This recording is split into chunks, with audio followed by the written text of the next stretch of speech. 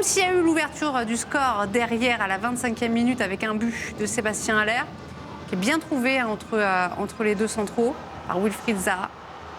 Il vient inscrire son 4e but à Haller en 9 sélections dans la lignée de ce qu'il fait avec l'Ajax. Lui aussi, il est plein de sang-froid. Oui, il trouve le bon intervalle, il est dans le dos du central et il trouve l'intervalle entre le latéral et le central. C'est difficile à défendre pour une défense adverse. Et puis après, devant le but, on connaît sa qualité. Un joueur en confiance, voilà. Et la Sierra Leone qui va égaliser à la 55e. Boya Touré qui trouve Noah Camara qui inscrit son premier but en sélection il y a 21 ans. La Sierra Leone qui avait embêté cette équipe d'Algérie et qui, du coup, a embêté aussi la Côte d'Ivoire. Comme quoi, il n'y a pas de petites équipes. Servi par Sangaré, l'ancien Toulousain. Pépé redonne l'avantage à la Côte d'Ivoire à la 65e minute. Donc, on est à 2-1 là pour les éléphants. Mais, la Sierra Leone va égaliser dans le temps additionnel avec, vous allez le voir, une boulette du gardien. C'est terrible.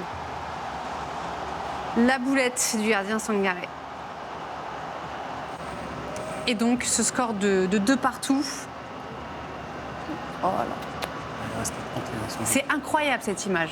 Mais c'est dur, on se demande comment ça a pu arriver, parce qu'on a l'impression qu'il a dans les mains. Et puis, je pense que, malheureusement, je ne sais pas s'il plante son pied ou son genou dans l'herbe. C'est pour ça que l'herbe saute complètement derrière. Mais voilà. Et il lâche le ballon, quoi. Colker, un passeur décisif. Et derrière, c'est Serge Aurier qui va le remplacer parce que le gardien se blesse. Se blesse, c'est possible. Donc fin de match complètement ubuesque du côté de la Côte d'Ivoire et de la Sierra Leone. Et je vous le disais, vraiment, c'est une affaire qui n'arrange pas l'Algérie parce que la Côte d'Ivoire, si elle s'imposait face à la Sierra Leone, qui avait tenu en échec, on s'en souvient, 0-0, le tenant du titre, l'Algérie dans cette poule E, eh bien la Côte d'Ivoire prenait largement les devants au classement. Sauf que là, c'est un statu quo. L'Algérie est condamnée, ça c'est certain, à la victoire tout à l'heure à 20h face à la Guinée équatoriale.